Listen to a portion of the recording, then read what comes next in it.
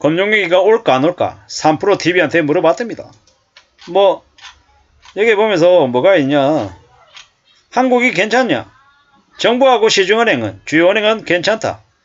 부동산 프로젝트 파이낸싱 PF가 걱정이다. 뭐 이렇게 얘기하죠. 뭐 이래저래 저축은행, 새마을금고 이런 금융사들이 부도 등 아마 큰 충격들이 벌어질 것 같습니다. 뭐 2007년 글로벌 금융위기 정도 수준으로 터지냐 이렇게 묻는 이도 있는데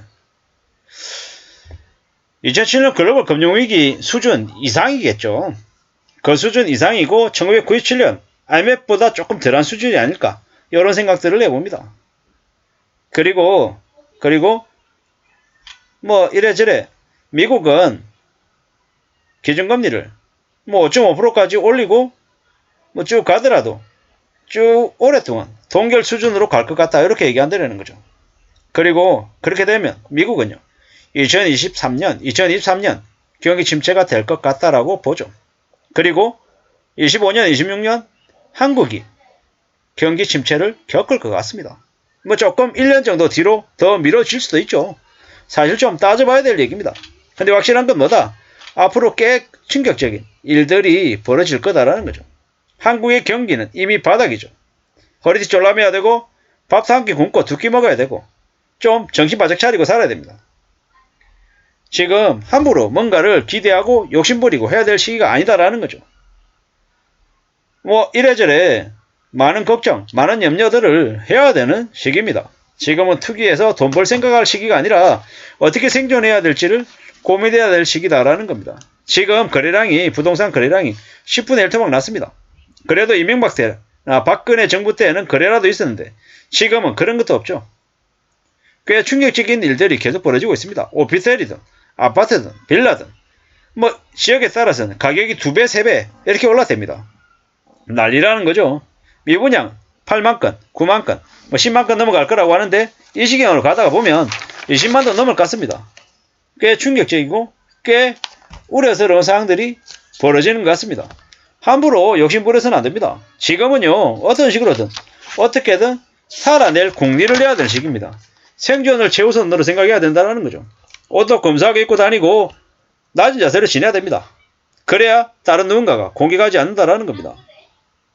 지금은 나라가 국민들 주머니를 빼앗으려고 혈안입니다. 2023년 하반기에 많은 이들이 큰 충격을 겪을 거라고 하죠. 왜입니까? 가상금리를 부담해야 되니까 지금보다 이자가 한 3%가량 올라가니까 뭐 대출받은 사람들의 대출 이자가 한 100만원씩 늘어나는 거죠. 아니 100만원 가지고 그러냐? 너 거지지? 너 돈 없이? 이렇게 얘기한 놈들이 지금도 있습니다. 미친놈들이죠. 개쓰레기들입니다. 절대로 지금은 유혹에 흔들리지 않고 안정적으로 살 궁리를 해야 됩니다. 천천히 오래오래 잘 살 궁리를 해야 됩니다. 뭐 이런 얘기도 나오죠. 23년 하반기부터 23년 연말 그리고 24년 장기 채권 살기에 정말 좋은 시기다라고도 이야기합니다.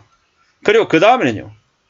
뭐 집값이 많이 내려가면 뭐 상가든 뭐 아파트든 오피스텔이든 원하는 것들을 사서 감당할 수 있는 범위 안에서 정말 싸게 살 수 있는 시기가 온다라고도 얘기합니다. 주식은요. 주식이 이제 뭐 반토막 난다는 얘기들도 계속 나오죠. 삼성전자, SK하이닉스 등 주요 기업들의 주가가 많이 낮아질 거다라고 이야기합니다.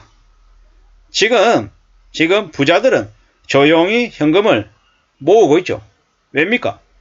나중에 이제 되게 싸지는 물건들, 영끌한 이들, 비투한 이들이 쏟아내는 물량들을 되게 싼 가격에 주우려고 그들이 돈을 모은다라는 거죠. IMF 때보다도 자영업하시는 분들은 더 힘들다라고 지금 얘기하죠. 난리라고 합니다. 가게들의 마감 시간이 점점 앞당겨지고 있습니다. 뭐 전기세니 가스비니 그 가게 유지하는 관리 비용이 늘어나서 더 당기는 거죠. 뭐 제가 이제 지난주에 이제 딸아이가 이제 칼국수 먹고 싶다 그래서 부인집에 가서 칼국수를 사오려고 하는데 7시 40분이었는데 이게 주방에 문을 닫아가지고 안 된다는 거예요. 이상하다. 예전에는 거기 10시, 11시, 12시까지 했던 것 같은데 이제 상황이 바뀌어가는 거죠. 7시 반 주문이 마지막 주문이라고 하더라고요. 그렇게 7시 반에 마지막 주문 받고 8시 가게 문을 닫는다고 하더라고요. 와, 그렇구나. 금방 이렇게 바뀌어가네. 이런 생각들이 들더라고요. 앞으로 작은 돈도 우습게 생각하지 않고 최대한 안 쓰고 모아서 그걸 가지고 어떻게든 아이들 간식비든 학원비든 뭐든 해야 되는 시기입니다. 이제는 앞으로 무조건 꾸준히 매월 들어오는 소득이 있어야지만이 버틸 수 있는 시대가 됐습니다. 뭐 이제 비싼 아파트 사서 빚 내고 사가지고 나중에 시세 차익 볼 거다. 이런 거 기대 안 하는 게 좋겠다라는 거죠. 그것보다 매월 월세가 됐건 아니면 채권 이자가 됐건 꾸준히 돈이 들어오는 게 좋다라고 합니다. 10만원이 됐건 20만원이 됐건 매월 들어오면 그게 1년에 120이 되고 240이 된다라는 거죠. 절대 적은 게 아니라는 거죠. 지금은 물가 폭등이죠. 근데 안 먹고 안 쓰면 된다고 윤석열 대통령이 아껴 써야 된다고 얘기하죠. 참 씁쓸한 얘기입니다. 자신은 기득권이고 잘 사니까 그렇게 얘기하죠. 근데 저 아래에 있는 사람들은 아끼고 안 쓰고 별 지랄을 하는데도 지금 답이 없어가지고 힘들어하고 있고 난리인 거죠. 앞으로 얼마나 많은 이들이 몰락하고 무너질지 우리는 숨죽이고 지켜봐야 된다는 거죠. 정말 조심하면서 살아야 됩니다. 안 그러면 답이 없다라는 거죠. 이게 뭔가 싶는 거죠. 함부로 욕심을 부려서는 안 된다라는 거죠. 당장은 아니고 길게 내다보면서 삶을 갖춰 나가야 된다는 겁니다. 우리가 이번 달에 올해 안에 뭔가 할 수 있는 것들은 되게 기대하면서 10년 안에 뭔가를 이룰 수 있는 거는 좀 우습게 보는 경향이 없잖아 있습니다. 근데 우리가 10년 뒤도 금방 온다라는 겁니다. 그 10년 뒤를 위해서 어떻게 해야 됩니까? 지금을 잘 준비해야 된다는 거죠. 지금 착실하게 살고 조용히 성실하게 지내야 된다는 말씀을 드리고 싶습니다. 그렇게 살아야 되지 않겠습니까? 뭐 너무 욕심부리고 너무 드러내고 과시하고 이러다 보면 어떻게 됩니까? 주변에 정말 많아집니다. 돈 많은 게 티나면 주변에서 도둑이 들끓죠. 안전하게 편안하게 살 수 없다라는 거죠. 살아가는 삶을 잘 지켜내기 위해서 어떻게 해야 된다? 정말 조심해야 된다는 거죠. 물가 폭탄, 민생 파탄, 경제 폭락, 이게 지금의 현실이다라고 얘기합니다. 앞으로 대한민국의 부동산이든 주식이든 자산 거품이 너무 심했기 때문에 너무 많이 껴있기 때문에 그게 서서히 꺼질 수밖에 없다. 지금은 이미 금융위기가 시작된 거나 진배 없다.